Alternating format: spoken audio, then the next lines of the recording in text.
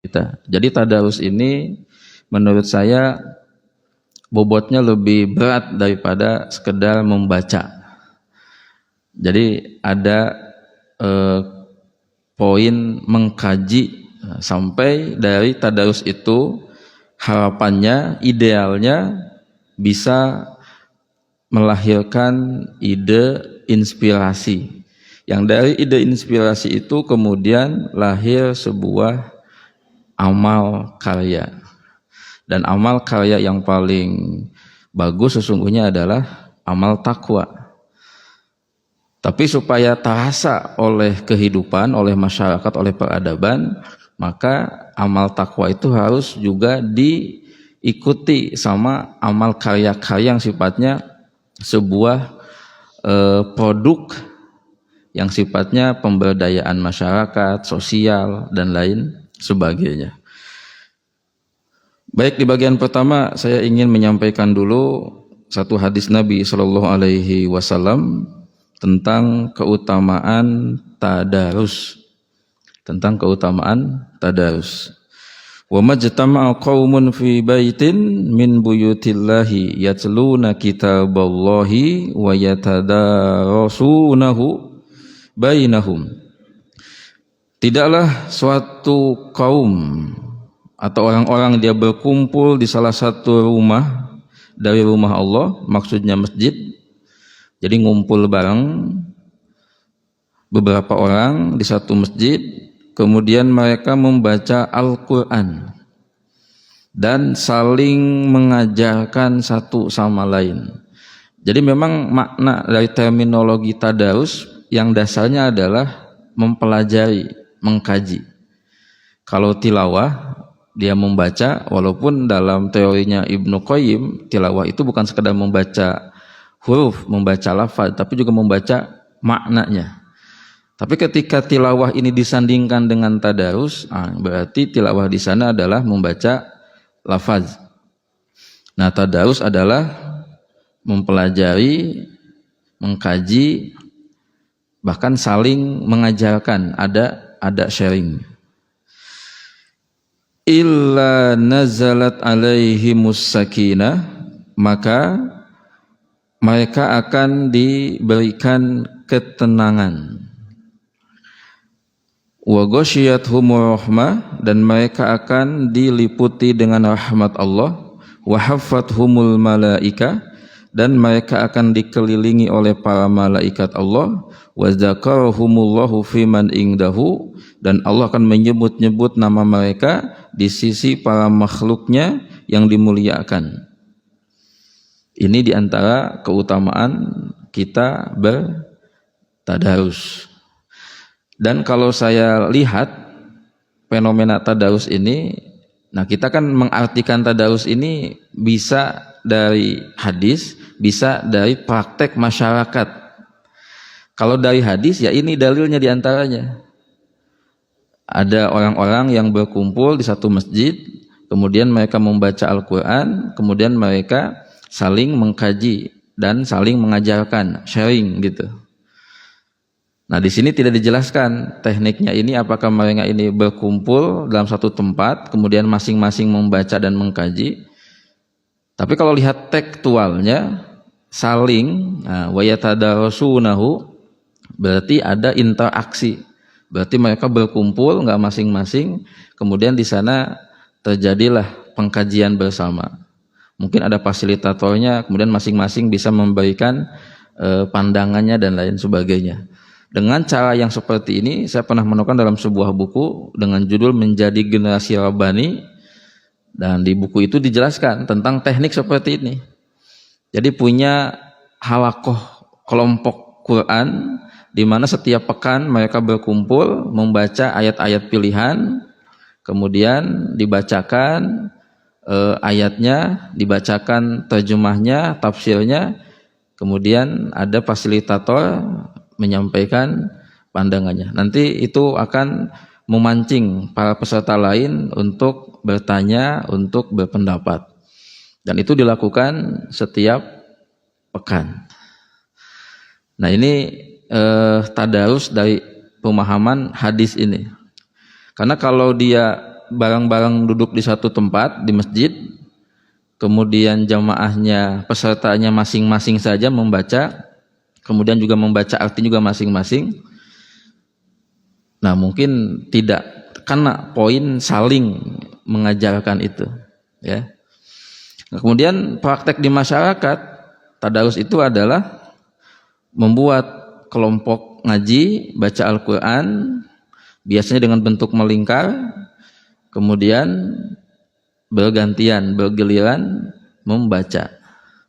Ada yang satu halaman, satu lembar, satu ain, yang lain memperhatikan, kadang membetulkan kalau ada bacaan peserta itu yang salah, gitu. Ada juga yang prakteknya itu bareng-bareng baca, jadi tidak bergantian tapi bareng-bareng baca. Ada leadernya satu orang. Nah, itu diantara praktek tadarus di lapangan, di masyarakat, seperti itu.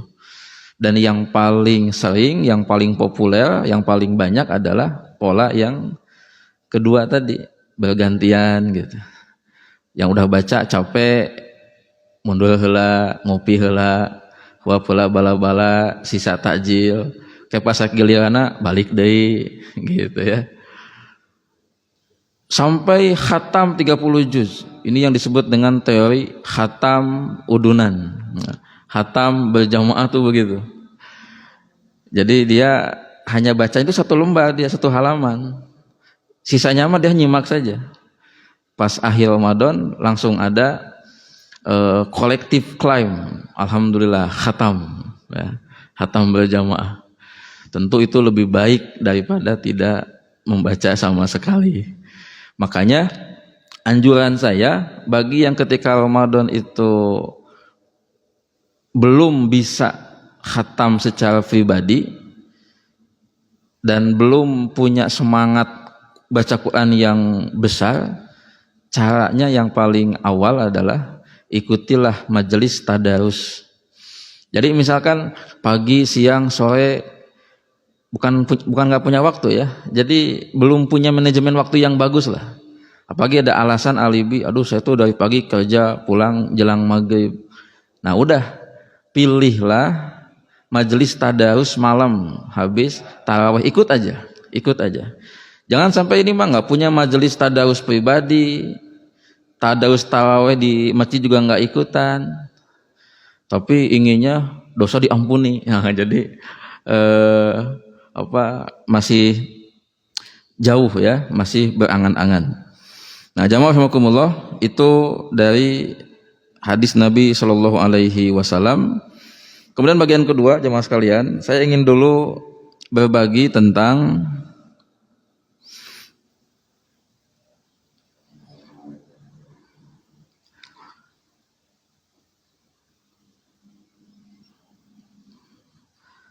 apa yang sudah saya tulis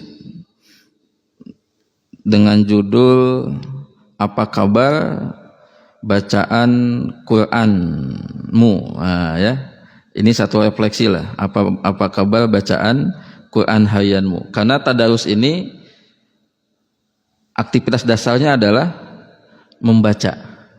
Jadi orang yang sudah bisa dan biasa membaca Quran, ini mah gampang, tinggal dia didorong aja. Sok jangan sekedar baca Quran, tapi kaji gitu. Tapi orang yang nggak biasa baca Quran, dia agak susah kalau didorong untuk langsung mengkaji. Karena orang yang biasa baca Quran saja belum tentu sukses mengkaji, ya. Produk dari tadarus yang idealnya kita dapatkan. Dengan beberapa contoh orang-orang yang dari tadarusnya menghasilkan karya-karya takwa dan karya-karya yang sifatnya proyek-proyek peradaban. Nah, dalam hal membaca Al-Quran, saya melihat kaum muslimin ini ada 7 kelompok. Yang pertama, yang biasa atau rajin baca Quran setiap hari. Ini kelompok yang ideal. Kelompok yang ideal. Nah, kita harus terus berupaya, berjuang untuk ada di kelompok pertama ini. Orang yang biasa rajin baca Quran setiap hari. Tentang berapa jumlah ayatnya, berapa jumlah halaman lembarnya, berapa juznya, fattaqullaha mastata'tum. Bertakwalah kepada Allah sesuai dengan kemampuan. Tapi setiap harinya ini yang mahal. Setiap harinya ini yang mahal. Tentang jumlahnya, setiap kita punya kemampuan yang berbeda-beda. Yang kedua, orang yang membaca Al-Quran semaunya sesuai moodnya. Berarti ini mah kelompok kudang-kadang, angin-anginan. Pas lagi semangat, lagi ada kebahagiaan, baca Quran. Pas ada masalah, stres, meninggalkan Al-Quran. Atau sebaliknya, pas ada masalah, baca Quran. Pas sedang happy, sedang jaya, meninggalkan Al-Quran. Tapi poinnya di kelompok kedua ini adalah dia baca Al-Qurannya angin-anginan, kudang-kadang. Yang ketiga, membaca Al-Quran jika ada atau ikut pengajian saja. Tiap hari dia nggak baca Quran, tapi kalau ada pengajian pekanan, ya kan suka ada ngaji dulu tuh. Nah dia baru baca Al-Quran. Saya punya kelompok pengajian ibu-ibu setiap bulan. Itu setiap ibu-ibu tuh sebelum pengkajian, sebelum tausiah, itu baca Al-Quran dulu. Satu ibu satu ayat, 2 ayat. Nah pas saya datang, Assalamualaikum. Gesan. Gitu ya. Cok ibu-ibu lain, habis acan baca tuh gitu ya. Nah itu saya suka bilang, sok teruskan. Ya. Satu ayat juga bermanfaat. Ya, karena pahala baca Quran ini kan luar biasa. Gitu. 2 ayat juga nggak apa-apa. Gitu kan. Jangan sampai gara-gara ustaznya udah datang langsung di stop. Karunya orang yang udah niat mau baca Quran, udah bawa mushaf, langsung sama sesepuh ya, ketua ini, udah. Ustaznya udah datang gitu. Nah, ada yang ngaji itu baca Quran itu kalau pas ada pengajian saja. Termasuk dia baru baca Quran kalau ada acara syukuran, bahkan kematian. Jadi baca Quran itu kalau ada insiden saja, ada peristiwa saja. Kan kalau syukuran biasanya baca apa? Surat Ar-Rahman ya. Itu sudah menjadi salah satu model living Quran di masyarakat. Dan saya nggak tahu kenapa mereka memilih Ar-Rahman. Karena mungkin ada ayat fabi ayyi ala rabbikuma tukadziban. Padahal andaikan orang-orang yang hadir di syukuran itu membaca Al-Kautsar itu udah cukup juga. Tapi mungkin pondok daing. Kan Al-Kautsar juga ngomong tentang nikmat kan? Sesungguhnya kami telah memberikan padamu nikmat yang besar, nikmat yang banyak. Tapi mungkin kalau baca Al-Kautsar pondok daing. Tapi bagi orang yang malas, Bapak Ibu sebelum acara syukuran Ramatamah mari kita baca dulu Ar-Rahman. 1 sampai selesai gitu. Jadi bagaimana gitu? Al-Kautsar pondok teing, Ar-Rahman panjang teing. Bagi yang malas menjadi begitu. Akhirnya Ar-Rahmannya jadi cuman sampai ayat 30-an. Yang keempat, membaca Al-Qur'an hanya untuk studi dan kajian saja. Ini model yang keempat. Dan ini pernah ada seorang teman menemukan kelompok keempat ini di siapa? Di kalangan dosen, walaupun tidak semua. Mereka yang mengajar tentang studi Quran, ya mereka membaca Quran itu hanya ketika ada satu program studi. Kalau baca tiap hari secara tertib, per halaman, per lembar, per juz, tidak. Kemudian baca Al-Quran ketika Ramadan saja. Ada yang begitu.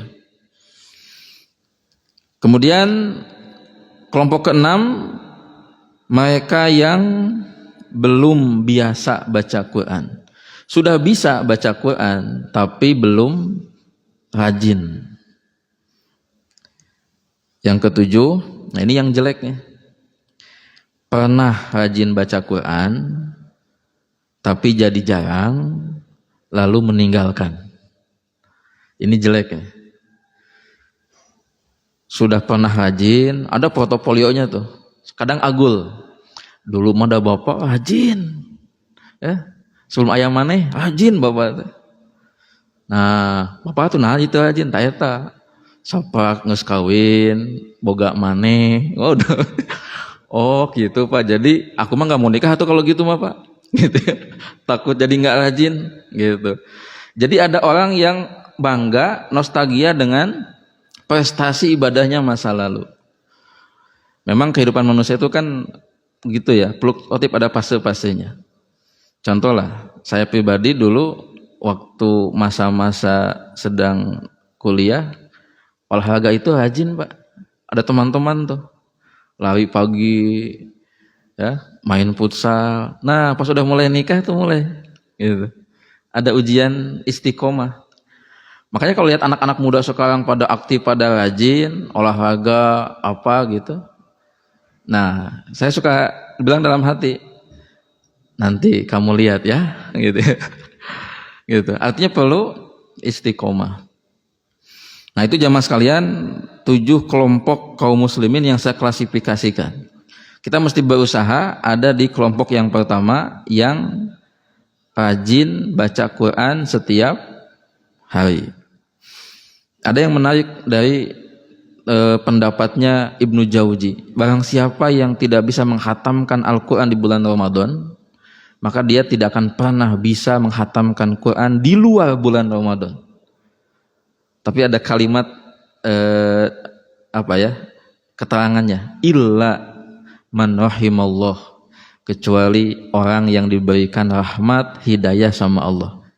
Jadi kalau orang di bulan Ramadan saja nggak bisa baca Al-Quran sampai menghatamkan, maka di luar Ramadan dia pasti juga tidak bisa dan tidak biasa untuk menghatamkan Al-Quran. Jadi sebetulnya jamaah sekalian, Ramadan itu kan pemaknaannya ada 2. Bagi orang yang biasa melakukan ibadah di luar Ramadan, salah satunya baca Al-Quran, Ramadan tuh menjadi bulan final, bulan puncak dia membaca Al-Quran. Maka lihat prestasi para ulama kita, para salafus soleh, pas Ramadan tuh, wah, di luar nurul, di luar nalar itu, nggak logis itu kan menurut kita itu. Tapi begitulah faktanya. Itu tanda keberkahan waktu dan amal mereka. Ada yang khatam belasan kali, puluhan kali. Ada yang khatam dalam satu sholat malamnya. Ini tanda keberkahan mereka, dan itulah panen kebaikan di bulan Ramadan. Nah, tapi bagi orang yang di luar Ramadan itu kadang-kadang angin-anginan, malas-malasan, Ramadan menjadi bulan pelatihan pembiasaan. Yang jadi masalah, Ramadan tiap tahun dimaknai bulan latihan pembiasaan. Masuk Syawal, gitu deh, latihan deh, atau seumur itu latihan gitu. Jadi jika timnas wae itunya, kan kata siapa itu? Seorang artis senior itu, latihan melulu menang kagak gitu ya. Gitu. Itu kan kritikan kepada timnas Indonesia gitu ya, dulu gitu ya. Malah menang ya gitu.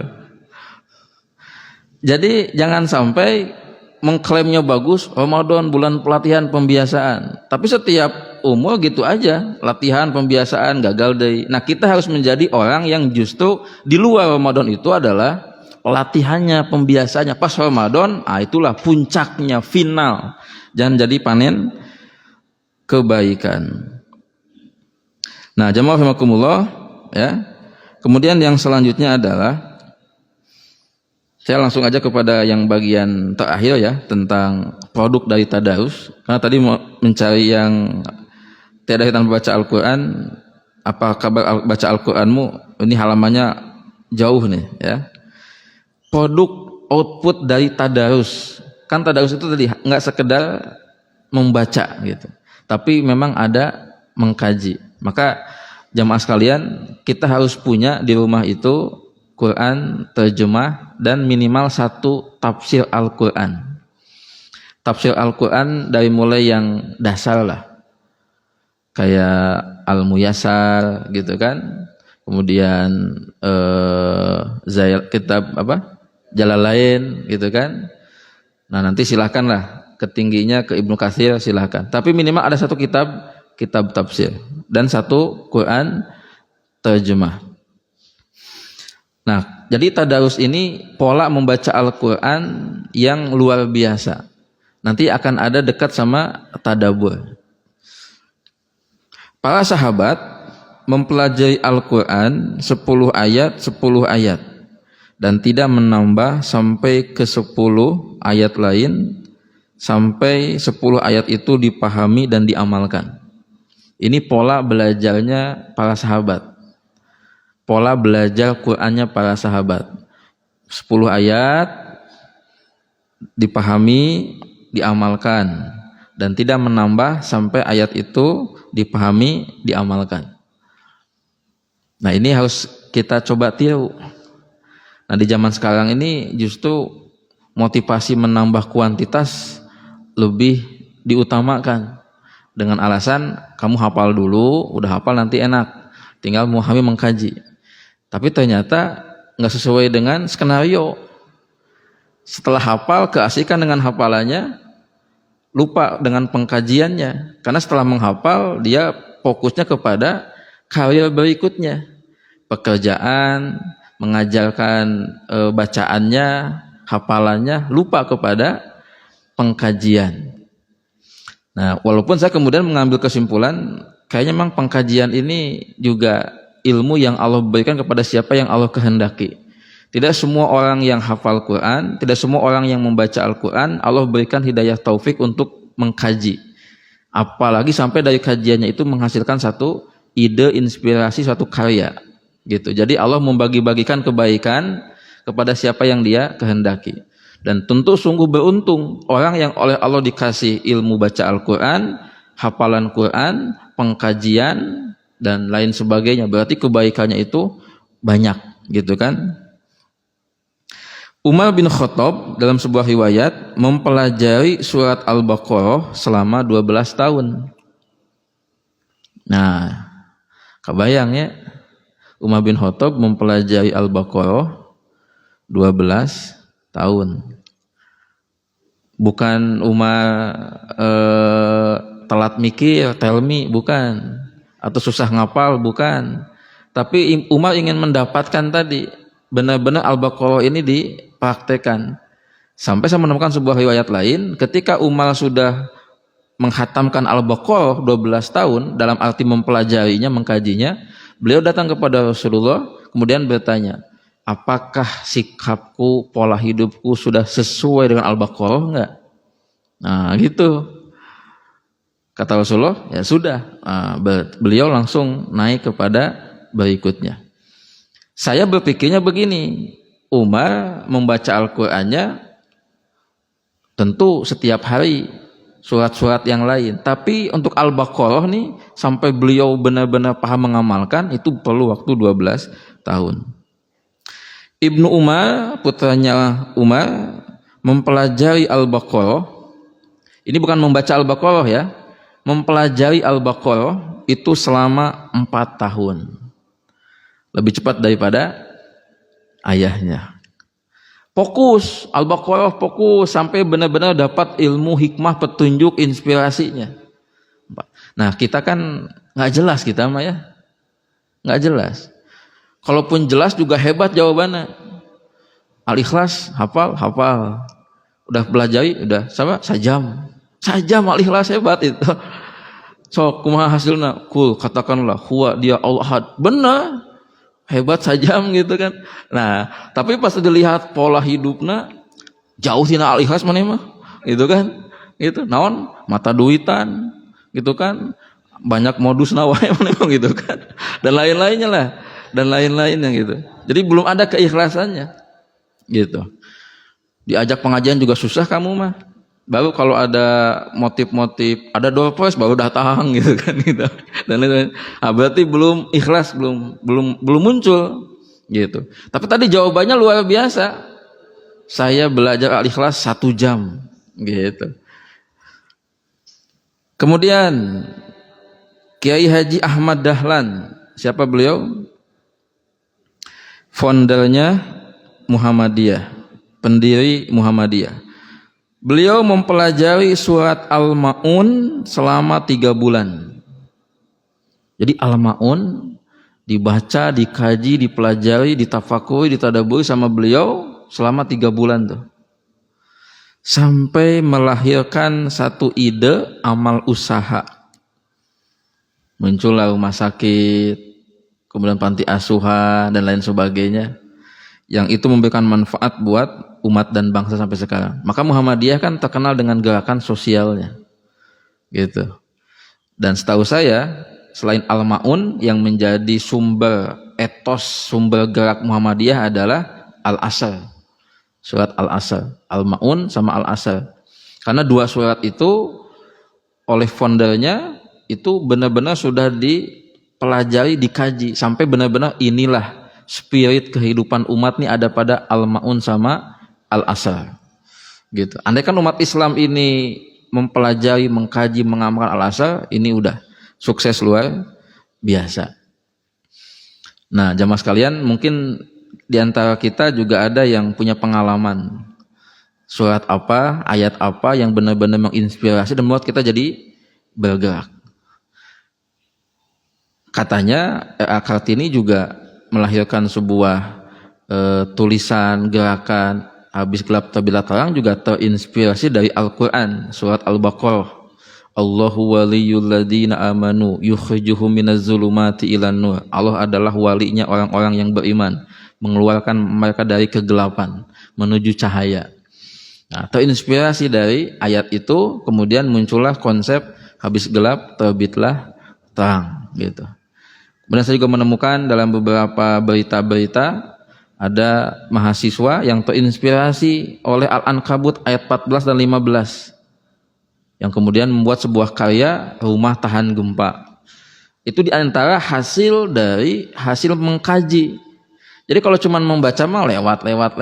Saya pernah menyampaikan ilustrasi gambaran orang yang membaca Al-Quran sama yang mengkaji.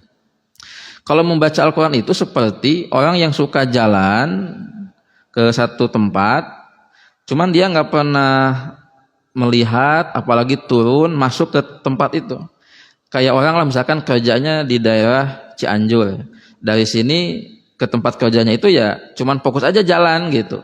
Tapi karena dia sudah hampir tiap hari, kecuali weekend, pasti dia udah hafal tuh jalan-jalan gini.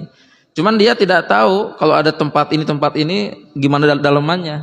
Nah, kalau mengkaji itu adalah dia sudah jalan tiap hari, tapi kali-kali pas pulang kerja, nah dia mampir dulu ke suatu tempat itu yang buat dia penasaran, dia masuk gitu. Nah, jangan sampai kayak gini, kamu sok kerja ke sana kan, suka lewat ke sana, apal aya nama, tapi tetang teu apal naon eta eusina. Nah, gitu. Itulah kita kebanyakan. Kita membaca, kamu sok baca Quran, alhamdulillah osok. Apal tuh ayat surat ngaranna Anisa, apal atuh surat ke-4-nya. Apal Anisa. Naon eusina? Tah teu apal orang can pernah abus lah gitu maksudnya gitu kan. Gitu. Apal tuh surat Al-Falaq. Apal eta mah tuh surat favorit saya gitu. Favorit saya tuh Al-Falaq, Anas, Al-Falaq, Al-Ikhlas, Taikul favorit saya. Gitu. Hampir tiap hari dibaca. Gitu. Dalam wajib, dalam sholat, dalam sunat. Eta kumaha eusina? Tah eta orang teu apal, can pernah abus. Nah, gitulah perumpamaannya. Jadi orang tiap hari suka jalan, cuman lewat aja, tahu gitu. Jadi jamaah sekalian, kita harus meningkatkan kualitas bacaan Al-Quran kita dari membaca sampai kepada level mengkaji. Dan kabar baiknya jamaah sekalian, nanti polanya adalah yang sifatnya membaca banyakin.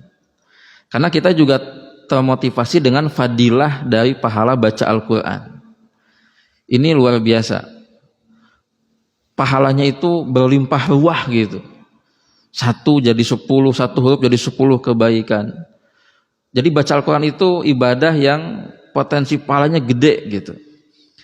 Rutinkan, itu jadi tiap hari. Tadi jumlahnya sesuai kemampuan. Nah, yang kajian, mengkaji studi. Nah, usul saya, ide saya 2. 1, ada yang sifatnya proyek pribadi, silakan mau seminggu sekali, sebulan. Asal tadi tertib, jangan ngacak gitu. Tadi Umar Al-Baqarah fokus sampai 12 tahun. Ibnu Umar Al-Baqarah sampai 4 tahun. Ahmad Dahlan 4 bulan Al-Maun. Fokus. Jadi memang ngacak gitu. Apa dulu surat yang memang mendorong kita untuk tertarik mengkajinya gitu. Nah, kedua, ini adalah proyek kolektif berjamaah. Berarti yang baca Al-Qur'annya setiap hari masing-masing di rumah masing-masing. Karena bagaimanapun membaca Al-Qur'an di rumah itu ada dalilnya. Hidupkan, hiasi rumah kalian dengan sholat sunat dan baca Al-Quran, dan itu bisa menjaga keikhlasan. Kalau baca Quran kita banyak di rumah. Dan kalau sedang baca Quran di rumah ada tamu, bagus nih ikuti salah satu sikap salafus soleh ini. Cepat stop baca Al-Qurannya, sumputkeun mushafna. Ngemeh tamu teh ente ninggali orang lagi baca Quran. Gitu, itu menjaga keikhlasan tuh. Jangan ieu mah sebaliknya, gitu ya. Ayat tamu, wah, assalamualaikum, tongkal dijawab. Nanti kan si tamu kan berpikir positif kan, oh lagi baca Al-Quran, gitu. Waalaikumsalam, si Quran itu ditutup, dibuka, masuk. Hebat, nah itu ya. Salafus soleh dulu nggak begitu. Pas datang tamunya stop, tutup, disembunyikan, sehingga orang tidak berpikir, oh hebat lagi baca Al-Quran. Nah gitu. Nah untuk yang pengkajiannya, karena tadi kolektif, bikinlah seminggu sekali, sebulan sekali, dari ayat pilihan, surat pilihan, atau ayat-ayat yang sifatnya tematik. Tema apa? Gitu. Nanti kepada siapa Allah titipkan inspirasi itu mah keadilan Allah. Allah yang menentukan. Kan hikmah Al-Maun kan Allah kasih kepada Ahmad Dahlan. Dari beliaulah kemudian idenya muncul, inspirasinya muncul, nanti ada support sistemnya jadi sebuah gerakan.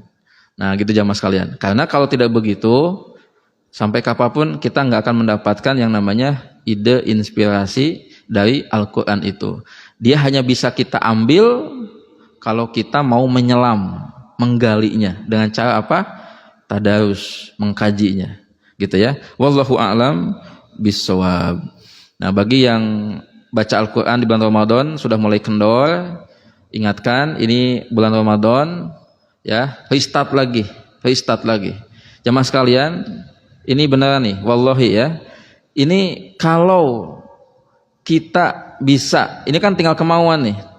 Misalkan nih ada di antara kita yang kemarin malas baca Quran sampai tertinggal, andaikan mau istilahnya mengkodok gitu ya, mengejar ketertinggalan, pas weekend tuh Sabtu Ahad lagi libur, coba niatkan 1 hari bersama Al-Quran ya, dari mulai waktu subuh atau duha terus sampai nanti maghrib. Tapi Pak kumaha mun tunduh nate pas di atas sajadah, jadi itu paling indah itu. Itu indah itu. Karena kalau pas tunduh ngantuk langsung ke kasur ambil selimut, itu pasti itu bablas itu. Makanya ada teman tuh, dia bikin konten karena dia seorang satpam shift malam kan, dia bilang nanya teh buka orang masana ya kan, dia shift malam tuh, habis sahur subuh tuh tidur. Memang niatnya kan supaya malam kuat, tapi tidurnya kebablasan. Lohor, bangun sebentar, sholat, tidur deh. Bangun-bangun teh udah adzan maghrib gitu. Ya, pasti begitu. Kalau tidurnya begitu pasti kebablasan. Tapi coba memang niatnya ingin mencoba banyak membaca Al-Quran di hari itu, mengejar ketertinggalan, ya. Jadi pas ngantuknya itu ya gitu aja, di atas sajadah gitu, enggak di kasur. Itu insya Allah Allah kasih taufik, Allah kasih kekuatan. Jadi sebetulnya secara waktu itu ada, tinggal memang kemauan. Apalagi kalau nanti di 10 hari terakhir kita sukses beriktikaf, itu sebetulnya Allah kasih ruang waktu yang leluasa. Itu bisa tuh 1 malam bisa sampai beberapa surat, beberapa juz gitu ya. Wallahu a'lam bishawab. Semoga Allah ngasih kita hidayah taufik ya untuk bisa selalu membaca, mengkaji ayat-ayatnya. Subhanakallahumma wa bihamdika asyhadu an la ilaha illa anta astaghfiruka wa atubu ilaik. Walhamdulillahirabbil alamin. Wassalamualaikum warahmatullahi wabarakatuh.